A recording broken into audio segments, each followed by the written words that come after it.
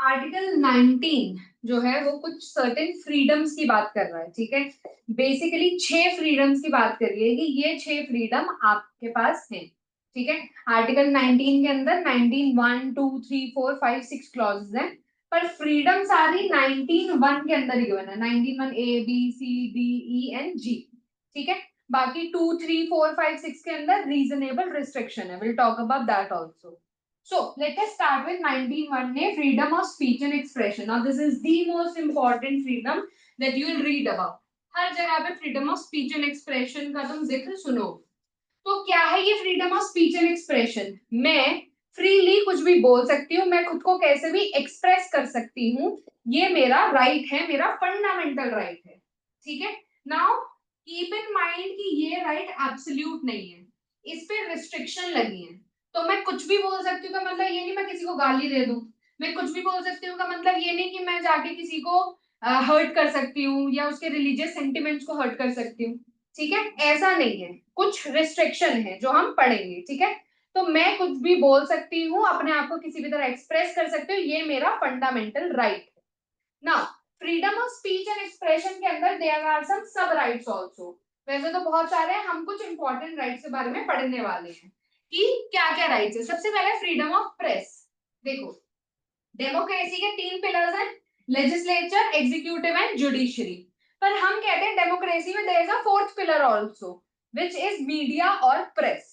क्यों ये चौथा पिलर क्यों है डेमोक्रेसी का? क्योंकि भाई आम इंसान को, तुम्हें और मुझे क्या पता कि सरकार क्या काम कर रही है, कैसे कर रही है, कैसे नहीं कर रही है। हमें ये सब कैसे पता चलता है? हमें न्यूज चैनल बताते हैं, हमें न्यूज़पेपर से पता चलता है। तो मीडिया या प्रेस मुझे बताती है कि सरकार क्या काम कैसे कर रही है, कैसे नहीं, कौन सा ऑर्गन सही काम कर रहा है, कौन सा ऑर्गन सही काम नहीं कर रहा।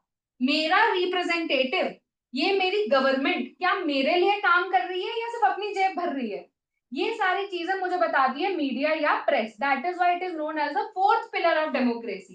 कि डेमोक्रेसी जो of the people, for the people, by the people है, वो टिकी हुई है इन 4 पिलर्स के ऊपर, ठीक है। तो फ्रीडम ऑफ प्रेस होना बहुत जरूरी है ना। इमेजिन कि अगर कोई रूलिंग गवर्नमेंट है, लेट्स से XYZ पार्टी है, वो कह रही है कि आप जो भी खबर बताओगे, जो भी खबर छापोगे, वो आप मुझसे पूछ के छापोगे। आप वो खबर पहले मुझे बताओगे आप क्या छापने वाले हो, मैंने अगर अप्रूव करा तो ठीक है, अदरवाइज आप वो खबर नहीं छाप सकते। अब भाई कोई भी रूलिंग पार्टी क्या अपने किए गए करप्शन की खबर छापने देगी? वो तो बोलेंगे ये खबर नहीं छापनी, ऑपोजिशन के छापो, ऑपोजिशन क्या करप्शन कर रहे हैं उनकी छापो। तो ऐसे जनता को कैसे पता चलेगा कि उनका चूज किया गया रिप्रेजेंटेटिव उनके लिए काम कर रहा है या किसी और के लिए काम कर रहा है? तो फ्रीडम ऑफ प्रेस होना बहुत जरूरी है। अगर फ्रीडम ऑफ प्रेस नहीं होगी तो मैं खुद को भी एक्सप्रेस नहीं कर पाऊंगी, मैं खुद भी अपनी स्पीच जो है रेगुलेट नहीं कर पाऊंगी, क्योंकि मुझे रियलिटी पता ही नहीं होगी, राइट। तो freedom of press is a very very important freedom under 19(1)(a). Then we have right against phone tapping. अब फोन टैपिंग क्या होती है? फोन टैपिंग है कि कोई, लेट्स से मेरे ऊपर रीजनेबल शक है कि मैं बॉम्ब ब्लास्ट करने वाली हूँ सिटी में, ठीक है। तो पुलिस वालों ने क्या करा कि मेरा फोन टैप करना स्टार्ट कर दिया। मेरे फोन पे कोई भी मैसेज आएगा वो पढ़ सकते हैं, सेम उनके पास मैसेज आ जाएगा। मैं किसी से कॉल पे बात कर रही हूँ, उनके पास सारी रिकॉर्डिंग आ जाएगी। मैं अगर कोई ईमेल कर रही हूँ, मैं कोई इंस्टाग्राम पे पोस्ट देख रही हूँ, कुछ भी कर रही हूँ, मेरे फोन में जो भी चल रहा है वो देखते रहेंगे। अब अगर मैं तुम्हें कहूं कि केशव तुम कुछ भी अगर करोगे तो मुझे पता चलता रहेगा। तुम जिसको मैसेज कर रहे हो, किसी को कॉल कर रहे हो, कोई ईमेल कर रहे हो, व्हाट्सएप कर रहे हो, तुम सोशल मीडिया पे बात कर रहे हो, मैं सब देख रही हूँ।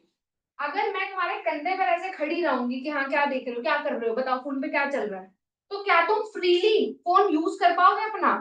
नहीं। तुम कहीं आ जा नहीं पाओगे, किसी से मिल नहीं पाओगे, तुम सोचोगे यार ये देख रही है, मैं कैसे मिलूं इस बंदे से, या ये मैं कुछ सही लिख रहा हूँ गलत लिख रहा हूँ। एग्जाम में होता ना कि अगर आप एग्जाम लिख रहे हो, साइड में आके टीचर खड़ा होकर पढ़ने लग पड़े, घबरा जाता बच्चा। यहाँ तो आप सिर्फ एग्जाम लिख रहे हो। सोचो अगर आपकी लाइफ में पूरे टाइम आपके कंधे के ऊपर से कोई देख रहा है कि क्या कर रहा है, कैसे कर रहा है, कितना कर रहा है, क्या कर रहा है, तो उस केस में मैं अपनी लाइफ फ्रीली जी नहीं पाऊंगी, मैं खुद को फ्रीली एक्सप्रेस कर ही नहीं पाऊंगी। तो फोन टैपिंग जो है वो नहीं होनी चाहिए। पर ऐसे हम क्रिमिनल्स को कैसे पकड़ेंगे? अगर मुझे लगा कि केशव एक्चुअली बॉम्ब ब्लास्ट करने वाला है तो मैं पकड़ूंगी कैसे उसे? तो क्या हो रहा था पहले कि बहुत ज्यादा फ्रीली फोन टैपिंग हो रही थी, कोई लॉ प्रोसीजर फॉलो ही नहीं हो रहा था, पुलिस वाले जो है किसी पे भी हल्का फुल्का भी शक है फोन टैपिंग कर रहे हैं, ठीक है। ऑपोजिशन के लीडर की मैंने फोन टैपिंग करना स्टार्ट कर दी कि मैं सारी खबर जानती हूँ उसके और फिर रूलिंग पार्टी को बता देती हूँ, है ना, ताकि वो लोग मुझे कुछ बेनिफिट्स देंगे। तो करप्शन बहुत फैलने लग पड़ा। तो हमारा एक केस आया PUCL versus union of India, जिसमें सुप्रीम कोर्ट ने कुछ गाइडलाइंस बताई कि फोन टैपिंग करने का प्रोसीजर क्या होगा। देखो मैं रोक नहीं सकती फोन टैपिंग, क्योंकि नेशन की सिक्योरिटी की जब बात आ जाती है तो इंडिया की सिक्योरिटी के ऊपर, हमारी नेशनल इंटेग्रिटी यूनिटी सोवरेनिटी के ऊपर कोई भी नहीं है ना, वो सुप्रीम है। तो उसके आगे अब मैं फोन टैपिंग पूरी कंप्लीटली नहीं रोक सकती, पर मैं इंश्योर कर सकती हूँ कि इलीगली ना हो फोन टैपिंग। तो मैंने एक प्रोसीजर बना दिया पूरा कि आपको अगर किसी पे भी शक है कि ये कुछ क्राइम करने वाला है और आपको उसका फोन टैप करना है, तो पहले आप होम मिनिस्ट्री में ये फॉर्म भर के दे दो और उसके अंदर अपना रीजन बताओ आपको क्यों लग रहा है कि ये क्राइम करने वाला है। आपके पास क्या क्या रीजन है ये सोचने का कि ये बंदा क्राइम करने वाला है। जब वो सारे रीजन आप कोट कर दोगे तो मैं आप पढ़ सकती हूँ, देख सकती हूँ कि हाँ इसके पास एक्चुअल गुड इन्फॉर्मेशन है। ऐसे नहीं कि जी रात में मुझे सपना आया था, मैंने देखा कि एक सफेद जो है रुमाल के अंदर एक काला सांप था, तो इसका मतलब तो है कि केशव करने वाला है बॉम्ब ब्लास्ट। ये नहीं चलेगा। या मुझे एस्ट्रोलॉजर ने बताया था कि आप जो है परसों एक बंदे को पकड़ोगे वो बॉम्ब ब्लास्ट करने वाला है। ये नहीं, रीजनेबल होना चाहिए वो शक कि मुझे क्यों लग रहा है। यार केशव जो है उसने ऑर्डर कर रहे हैं 3 लाल कलर के सिलेंडर, एक छोटी क्लॉक, 3 कलर की वायर्स और बारूद ऑर्डर कर रहा है, और यूट्यूब पर वो वीडियो देख रहा था कि इन सब चीजों से बॉम्ब कैसे बनाते हैं। तो अब तो रीजनेबल है, ठीक है। या केशव बहुत ज्यादा ये बॉम्ब बॉम्ब सर्च करता रहता है, कहीं ये बॉम्ब ब्लास्ट तो नहीं करने वाला, तो एक रीजनेबल शक है। तो मैं आपका फोन टैप करूंगी ये पूरा प्रोसीजर फॉलो करके। अब हायर अथॉरिटीज को पता है कि केशव का फोन टैप हो रहा है, तो अनलिमिटेड टाइम के लिए टैप नहीं होगा। लेट्स से 3 महीने के लिए फोन टैपिंग करी, अब वो पूछेंगे हाँ जी क्या पता चला फोन टैप करके कि केशव बॉम्ब ब्लास्ट करने वाला है या नहीं। मैंने कहा अरे वो बाथ बॉम्ब देख रहा था बेचारा, गलती से बॉम्ब बॉम्ब लिखे जा रहा था, हमें लगा बॉम्ब ब्लास्ट करने वाला है। तो अब फोन टैपिंग हो जाएगी बंद। पर मान लो कि मैंने कहा कि जी ये इसने 3 महीने में कुछ करा तो नहीं है, पर हाँ ये कुछ सस्पिशियस लोगों से मिला और इसने बारूद का ऑर्डर प्लेस करा है, राइट। और ये फायर क्रैकर्स बहुत एक्सट्रीम लेवल का खरीद रहा है, पता नहीं उन फायर क्रैकर से क्या करेगा, शायद उन्हीं से बारूद निकालेगा या उनको यूज करेगा किसी तरह। तो मुझे लगता है कि हमें शायद कुछ 1 महीना और कर लेनी चाहिए फोन टैपिंग। तो एक प्रॉपर कमेटी बैठेगी जो देखेगी कि क्या रीजन एक्सटेंशन का, मैंने क्या क्या एविडेंस गेन करा इन 3 महीने की फोन टैपिंग में, उसको अप्रिशिएट करके वो मुझे अलाउ करेंगे एक्सटेंशन अगर करेंगे तो, ठीक है। तो इससे एक प्रोटेक्शन मिल जाती है कि ऐसे ही रैंडमली किसी की भी फोन टैपिंग नहीं होगी और अनलिमिटेड टाइम के लिए फोन टैपिंग नहीं होगी, ठीक है। तो मैंने एक रिस्ट्रिक्शन लगा दी है इस राइट पर भी, ठीक है। तो ये भी अगेन आपका एक बहुत इंपॉर्टेंट राइट है under freedom of speech and expression. Then we have right of silence. अगर बोलने का अधिकार है तो चुप रहने का अधिकार भी है, ठीक है। तो अब क्लास में अगर आपको टीचर बोले कि आंसर करो इस क्वेश्चन का, तो राइट ऑफ साइलेंस वहां नहीं काम आएगा, ठीक है। वहां आपको बोलना पड़ेगा मुझे आता है या नहीं आता है। तो राइट ऑफ साइलेंस मेरा कहाँ काम करता है, हमारे पास केस था बिजॉय मैनुअल का केस। यहाँ पे एक लड़का है वो एक पर्टिकुलर किसी रिलीजन को, रिलीजियस सेक्ट को बिलोंग करता था। उसके रिलीजन में बोला गया कि भाई आप कोई भी चीज चांट नहीं कर सकते जो आपके रिलीजन की ना हो, आप कोई भी चीज ऐसी गा नहीं सकते जो आपके रिलीजन से रिलेटेड ना हो, ठीक है। अब एक दिन उसके स्कूल में प्रेयर हुई तो नेशनल एंथम गा रहे थे, तो प्रॉपर पोज में खड़े नेशनल एंथम के, बस नेशनल एंथम बोल नहीं रहा अपने मुंह से क्योंकि उसके रिलीजन में अलाउड नहीं है, पर वो रिस्पेक्टफुली खड़ा है, ठीक है। अब स्कूल वाले उन्होंने कहा कि तुम नेशनल एंथम क्यों नहीं गा रहे हो, नेशनल एंथम गाओ। उसने बताया अपने रीजन कि मेरे रिलीजन में अलाउड नहीं है इसीलिए मैं नहीं गा रहा, ठीक है। तो उस बच्चे को स्कूल वालों ने स्कूल से निकाल दिया कि तुम डिसरिस्पेक्ट कर रहे हो इंडिया की, स्कूल से बाहर। अब केस गया आपका डिस्ट्रिक्ट कोर्ट में गया, फिर हाई कोर्ट में गया, अब केस आया फाइनली सुप्रीम कोर्ट में, ठीक है। डिस्ट्रिक्ट कोर्ट ने तो कहा था कि अरे बच्चे की क्या गलती है, वो अपने राइट ऑफ रिलीजन भी तो है हमारा फंडामेंटल राइट, वो तो उसी को फॉलो कर रहा था, उसके रिलीजन में एसेंशियल है कि वो और कोई भी ऐसी चीज चांट ना करे जो रिलीजन का पार्ट नहीं है, तो हमें बैलेंस करने हैं राइट्स। पर हाई कोर्ट ने कहा नहीं, ये तो इंडिया की बेइज्जती कर रहा है, ये हमारे नेशनल एंथम की रिस्पेक्ट नहीं कर रहा है, तो इसका सही है निकालना। अब सुप्रीम कोर्ट में जब केस गया तो सुप्रीम कोर्ट ने कहा कि अगर आपके पास बोलने का अधिकार है तो चुप रहने का अधिकार भी है। आप अगर रिस्पेक्टफुली खड़े हो और आप बोल नहीं रहे हो नेशनल एंथम को, डजंट मीन आप डिसरिस्पेक्ट कर रहे हो, आप रिस्पेक्टफुली खड़े तो हो ना। तो वो डिसरिस्पेक्ट नहीं है मेरे नेशनल एंथम की या मेरे नेशनल किसी भी सिंबल की। और कोर्ट ने कहा कि इस बच्चे का क्योंकि राइट ऑफ रिलीजन यहाँ पे है, इसीलिए इसको साइलेंट खड़े रहना अलाउड है। आप अपना राइट ऑफ साइलेंस यूटिलाइज नहीं कर सकते कि मैं जैसे आजकल मूवी थिएटर में मूवी देखने जाऊं तो पहले नेशनल एंथम जो है वो प्ले किया जाता है, तो उस समय नहीं बोल सकती मैं कि नहीं नहीं मेरा तो राइट ऑफ साइलेंस है। वहां पे मुझे रिस्पेक्ट करनी है हमारे नेशनल सिंबल्स की, नेशनल एंथम की, ये मेरी फंडामेंटल ड्यूटी है कि मुझे करनी है रिस्पेक्ट, राइट। बट अगर मेरा कोई जेन्युइन रीजन है कि मैं क्यों नेशनल एंथम गा नहीं सकती, तो राइट ऑफ साइलेंस मुझे प्रोटेक्ट करेगा, ठीक है। तो राइट ऑफ साइलेंस भी मेरा फंडामेंटल राइट है under article 19(1)(a). Then we have pre censorship of newspaper. अब एक केस आया कि मैंने कहा कि देखो आप अखबार में कोई भी खबर छापोगे ना, तो पहले आपको वो खबर मुझे बतानी पड़ेगी। मैं खबर अगर अलाउ करूंगी तो आप छाप सकते हो, नहीं अलाउ करूंगी तो नहीं छाप सकते। This is something similar to जो हमने फ्रीडम ऑफ प्रेस में बात करी कि ऐसे तो गवर्नमेंट अपने खिलाफ कोई भी न्यूज छपने नहीं देगी, तो ये चीज अलाउड नहीं है। आप न्यूज़पेपर छपने से पहले उसे सेंसर नहीं कर सकते कि ये न्यूज नहीं छापोगे या ये न्यूज छापो, ठीक है। तो pre censorship of newspaper is not allowed under 19(1)(a). ऐसे ही अगर मैं कहूं कि न्यूज़पेपर के पेजेस लिमिट करती हूं मैं, आप जो है सिर्फ 10 पेज का अखबार छाप सकते हो। अब बेचारे एडिटर को खुद ही प्री सेंसरशिप करनी पड़ेगी कि यार ये वाली न्यूज रहने देते, 10 ही पेज हैं, 10 पेज में हमें एडवर्टीजमेंट भी डालनी है, सारी न्यूज भी डालनी है, तो सिर्फ इंपॉर्टेंट न्यूज डालो, ये छोटा मोटा स्कैम है इसको हटा दो, ये बड़ा स्कैम है इसको रखो। तो प्री सेंसरशिप तो अगेन हो रही है न्यूज़पेपर की, तो मैं न्यूज़पेपर के पेजेस भी ऐसे जो है लिमिट नहीं कर सकती हूँ इन दिस सेंस, ठीक है। कि अनरीजनेबली मैंने बोल दिया कि 10 ही पेज छापोगे, वो नहीं कर सकती मैं, ठीक है। तो these are some of my rights under 19(1) ने freedom of speech and expression. Then 19(1)(b) freedom of assembly. मैं प्री सेंसरशिप ऑफ न्यूज़पेपर, अखबार छपने से पहले मैं न्यूज को सेंसर कर रही हूँ कि ये वाली न्यूज छपेगी, ये वाली नहीं छपेगी, ये वाली न्यूज हटा दो। तो इससे अगेन सरकार हो सकता है ना कि अपने खिलाफ कोई भी न्यूज हो वो छपने ही ना दे, तो जनता को पता कैसे चलेगा कि क्या चल रहा है क्या नहीं चल रहा है ना। तो अगेन वो फोर्थ पिलर जो है डेमोक्रेसी का, उसको तो आप तोड़ रहे हो, है ना। तो प्री सेंसरशिप आपकी अलाउ नहीं होगी, ठीक है। It is sub part of freedom of press only, ठीक है। Then we have freedom of assembly जो कह रहा है कि अगर आप पीसफुली बिना हथियारों के इकट्ठा होना चाहते हो एक जगह पे, तो आपको अलाउड है। लेट्स से हम लोगों ने डिसाइड करा कि जो सेंटर है वो ये कह रहा है कि सुबह 8 बजे से क्लास चलेगी रात के 10 बजे तक। अब हमने कहा कि नहीं नहीं ये तो गलत है, हम सब एक काम करते हैं, एकजुट होकर चलते हैं और समझाते हैं सेंटर को कि ये तो बहुत ज्यादा हो जाएगा, 14 घंटे लगातार क्लास कैसे देंगे हम, है ना। तो बिना हथियारों के पीसफुली हम लोग इकट्ठा हुए बात करने के लिए। अब ऐसा क्या, अगर सेंटर बोले कि अरे आप लोग इकट्ठा कैसे हो गए, मारने आ रहे हो मुझे, चलो जेल, तो ऐसे तो हम प्रोटेस्ट ही नहीं कर पाएंगे किसी चीज को लेकर, है ना। कितने प्रोटेस्ट हमने देखे, फार्मर्स प्रोटेस्ट हमने देखा, हमने जो है झींग बाग में प्रोटेस्ट देखे, इतने सारे प्रोटेस्ट आए दिन होते रहते हैं।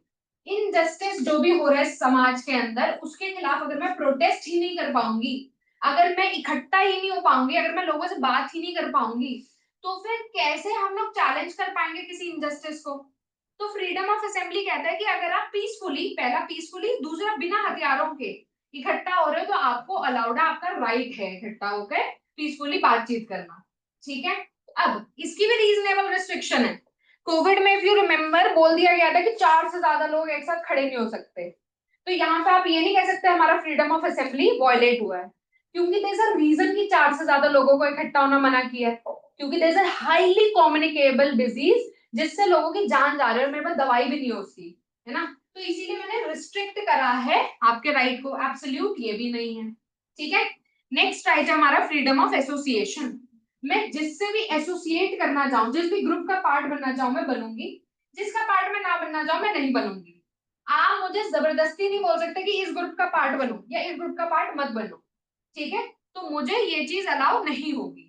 मान लो दिस कंपनी एक प्राइवेट कंपनी है, उसने बोला कि आपको ये वाला व्हाट्सएप ग्रुप ज्वाइन करना पड़ेगा, तो क्या यहाँ पर मैं क्लेम कर सकती हूँ मेरा फ्रीडम ऑफ एसोसिएशन कि मेरा मन नहीं है आप लोगों के साथ एसोसिएट करने का, मुझे नहीं इस ग्रुप का पार्ट बनना, क्या मैं बोल सकती हूँ?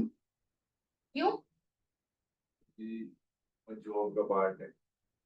सबसे पहली चीज, ये प्राइवेट कंपनी है और आपका फंडामेंटल राइट स्टेट इंश्योर करता है, ठीक है। तो अगर मान लो कोई गवर्नमेंट कंपनी है, उसने कहा कि आप लोगों का व्हाट्सएप ग्रुप बना हुआ था कोलीग्स का, हमने कहा इसमें अपने मैनेजर्स को भी ऐड करो, जबरदस्ती ऐड करने के लिए बोल रहे हैं, मैनेजर्स को भी ऐड करो, मैनेजर्स भी इस ग्रुप में रहेंगे, और हाँ ये दूसरी हमारी कंपनी है, इसके एम्प्लॉइज भी इस ग्रुप में होंगे। ये मैं नहीं कह सकती, ना ही मैं आपको जबरदस्ती बोल सकती हूँ इस ग्रुप में रहो, आप ग्रुप छोड़ नहीं सकते। तो यहाँ पे मेरा फ्रीडम ऑफ एसोसिएशन आ जाएगा, ठीक है। नेक्स्ट मेरे पास राइट है फ्रीडम ऑफ मूवमेंट। मैं इंडिया में जहां भी चाहूँ वहां जा सकती हूँ। मैं किसी भी जगह जाना चाहूँ, चाहे मेरा मन है गुजरात जाने का, मैं गुजरात जा सकती हूँ, मेरा मन है हैदराबाद जाने का, हैदराबाद जा सकती हूँ, मेरा मन है कोलकाता जाने का, कोलकाता जा सकती हूँ। आप मुझे रोक नहीं सकते। रिस्ट्रिक्टेड ये भी है राइट। अब मैं बोलूं कि मुझे तो जी प्राइम मिनिस्टर के घर में जाना है, मुझे उनके ड्राइंग रूम में बैठना है और वहां चाय पीनी है, तो यहाँ फ्रीडम ऑफ मूवमेंट मुझे हेल्प नहीं करेगा, क्योंकि वो रिस्ट्रिक्टेड प्रॉपर्टी है ना।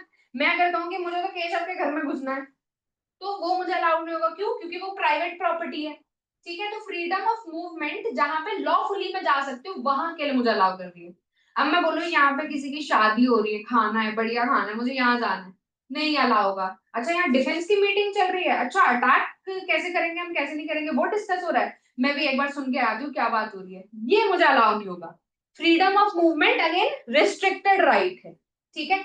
अब इंडिया के किसी भी पार्ट में मैं जा सकती हूँ, तो वहां पे जाके अगर मेरा मन करा कि यहाँ पे रह भी लेती हूँ, तो फ्रीडम ऑफ सेटलमेंट भी मुझे अलाउ कर रहा है कि इंडिया में जिस भी पार्ट में चाहो आप सेटल कर सकते हो, आप जहां मर्जी चाहो रह सकते हो, बट अगेन कैसे? लॉफुली। मैं बोलूँ कि अच्छा ये 500 एकड़ की जमीन है किसी की, इसमें इस वाले कोने में मैं रहूंगी, फ्रीडम ऑफ सेटलमेंट नहीं, प्राइवेट प्रॉपर्टी है किसी की। या मैं बोलूँ कि मुझे तो इसी जगह पर सेटल होना है, ये प्रॉपर्टी मुझे ही बेचो, आप किसी और को नहीं बेचोगे, मुझे ही बेचो, मैं ही रहूंगी इधर, अगेन प्राइवेट बॉडी है, उसका डिसीजन है। सरकार ने कहा कि हम जो है ये जमीन देना चाहते हैं किसी, लेट्स से हम कोई यहाँ पे आईआईटी बनाना चाह रहे हैं, मैंने कहा नहीं मुझे यहाँ घर चाहिए, मुझे मुझे यहाँ घर बनाना है अपना, आप आईआईटी मत बनाओ, मेरा घर बनाओ, मैं नहीं बोल सकती, ये मेरा फ्रीडम ऑफ सेटलमेंट नहीं है, ठीक है। देन 19(1) ई के बाद सीधा जी आया, क्यों? 19(1) मेरा फंडामेंटल राइट होता था, राइट टू प्रॉपर्टी, बट वो राइट मेरा रिमूव हो गया after first constitutional amendment act, ठीक है। फर्स्ट कॉन्स्टिट्यूशनल अमेंडमेंट एक्ट कब आया था? लेट मी नो लेटर, ठीक है, कि कब आया था। फर्स्ट कॉन्स्टिट्यूशनल अमेंडमेंट एक्ट से 19(1) मैंने रिमूव कर दिया है। Then we have 19(1) freedom to do any profession, trade, occupation, business, occupation and business, ठीक है। मेरे पास फ्रीडम है कि मैं कोई भी प्रोफेशन ज्वाइन कर सकती हूँ, कोई भी ट्रेड कर सकती हूँ, कोई भी ऑक्यूपेशन कर सकती हूँ, या कोई भी बिजनेस खोल सकती हूँ, ठीक है। बट अगेन क्या है? रिस्ट्रिक्शंस है। मैं कहूंगी मैं वैसे तो लॉयर हूँ, पर आज मेरा मन है किसी की सर्जरी करने का, तो लेटो फटाफट यहाँ टेबल पे, मैं तुम्हारी सर्जरी करती हूँ, ये मुझे अलाउ नहीं है, क्योंकि ये प्रोफेशन के लिए प्रॉपर स्किल्स होनी चाहिए, डिग्री होनी चाहिए, प्रैक्टिस होनी चाहिए, फिर मैं ये प्रोफेशन कर सकती हूँ। तो जिस भी प्रोफेशन में प्रॉपर स्किल्स की जरूरत है, वो प्रोफेशन में बिना स्किल्स के, बिना डिग्री के नहीं कर सकती।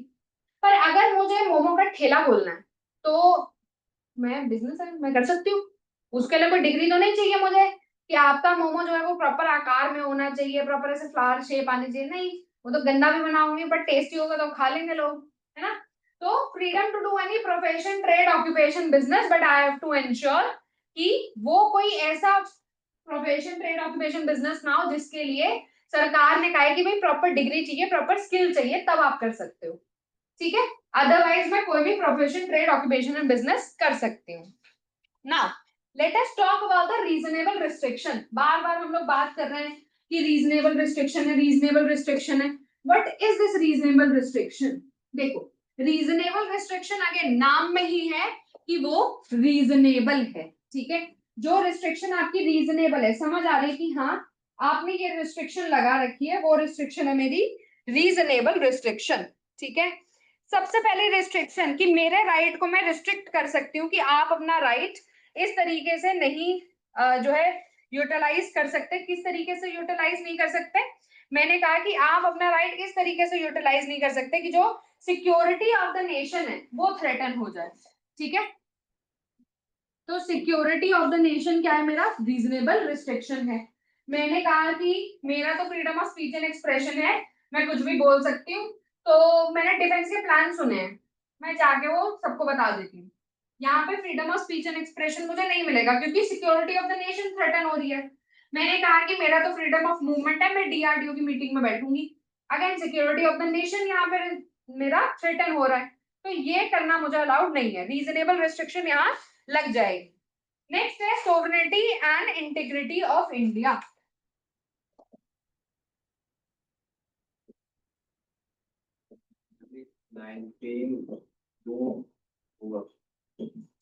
ये 2, 3, 4, 5, 6 के अंदर यही कुछ रीजनेबल रिस्ट्रिक्शन है।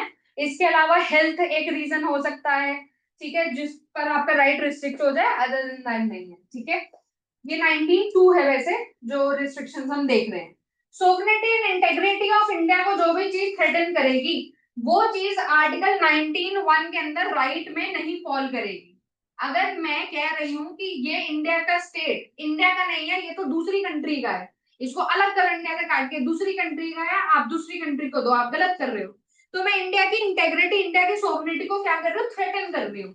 मैं कह रही हूँ कि इंडिया का एक अभिन्न अंग इंडिया का है ही नहीं, किसी और कंट्री का है। तो वहां पे मैंने इंडिया की इंटेग्रिटी को क्वेश्चन करा है, ये freedom of speech and expression का पार्ट नहीं कहलाएगा, ठीक है। Next we have friendly relation with the foreign states.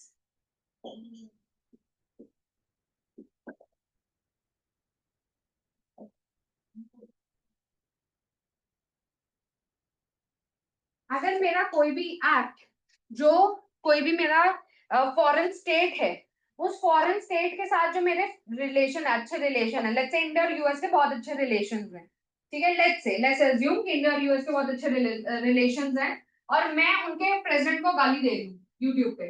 मैंने कहा कि ये तो लल्लू आदमी है, इसने ऐसा कैसे बोल दिया, ये ऐसा, ये ऐसा, ये ऐसा है, ये खराब है, और इंडिया को तो अटैक कर देना चाहिए यूएस के ऊपर। यहाँ पर जो इंडिया के रिलेशन है, फ्रेंडली रिलेशन है यूएस के साथ, मेरे स्पीच से वो थ्रेटन हो रहे हैं, खराब हो सकते हैं वो, तो यहाँ पे मैं freedom of speech and expression नहीं कह सकती कि मुझे मिलना चाहिए, ठीक है। तो ये मुझे अलाउ नहीं होगा। वो लोग मीम्स बनाते हैं पर गलत कर रहे हैं, ठीक है, वहां पर अगर कल को उन पे केस हो गया तो वो ये नहीं कह सकते मेरा फंडामेंटल राइट वॉलेट हो रहा है, ठीक है। नेक्स्ट है मेरे पास पब्लिक ऑर्डर। कोई भी चीज अगर पब्लिक ऑर्डर को भंग कर रही है तो मैं वहां पे अपना कोई भी फ्रीडम नहीं बोल सकती कि ये मेरी फ्रीडम है, मुझे फंडामेंटल राइट है मेरा।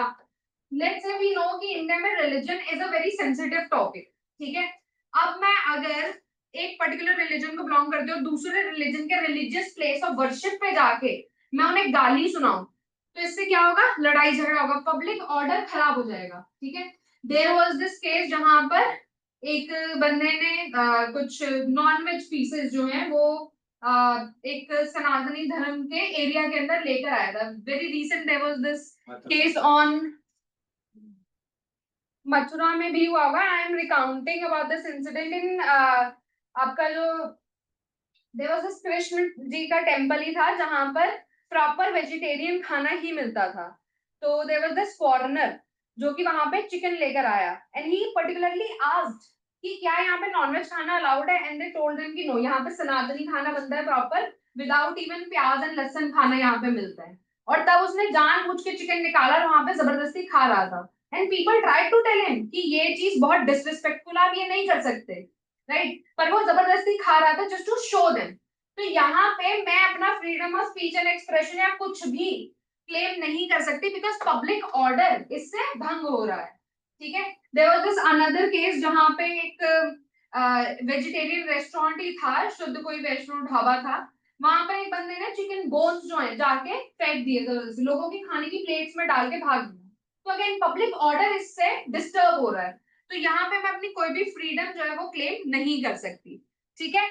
नेक्स्ट राइट है मेरे पास डिसेंसी एंड मोरालिटी।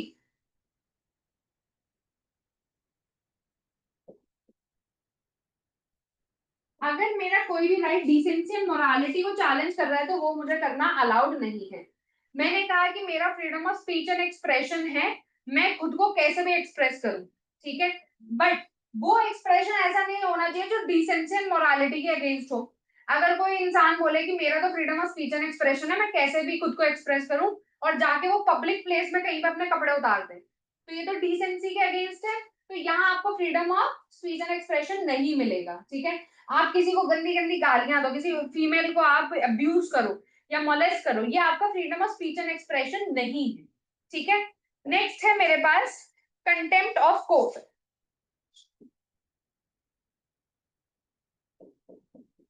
अब मैं कोर्ट रूम में जाके जज को गाली दूं और बोलूं कि जी मेरा तो freedom of speech and expression है, मैं तो कुछ भी बोल सकती हूँ, तो मैं आपको गाली दूंगी, तो ये क्या है, कंटेम्प्ट ऑफ कोर्ट है, ये करना मुझे अलाउड नहीं है। नेक्स्ट है डिफॉर्मेशन। डिफॉर्मेशन होता है मैंने किसी के खिलाफ कुछ झूठ बोला, लेट्स से मैंने तुम्हारे केशव के खिलाफ कुछ झूठ बोला, मैंने ये झूठ केशव को छोड़ के बाकी किसी को सुनाया, लेट्स से मैंने बाहर सबको सेंटर में बता दिया कि केशव तो चोरी करता है, ये सेंटेंस झूठ है, केशव को छोड़ के बाकी लोगों ने सुना, बाकी लोगों के मन में केशव की इज्जत कम हो गई, तो ये क्या है, डिफॉर्मेशन में आ जाएगा ये, ठीक है। ये करना मुझे अलाउड नहीं है, मैं किसी की रेपुटेशन को हार्म नहीं कर सकती झूठ बोल के, यहाँ पे कोई freedom of speech and expression नहीं मिलेगा मुझे, ये गलत है, ठीक है।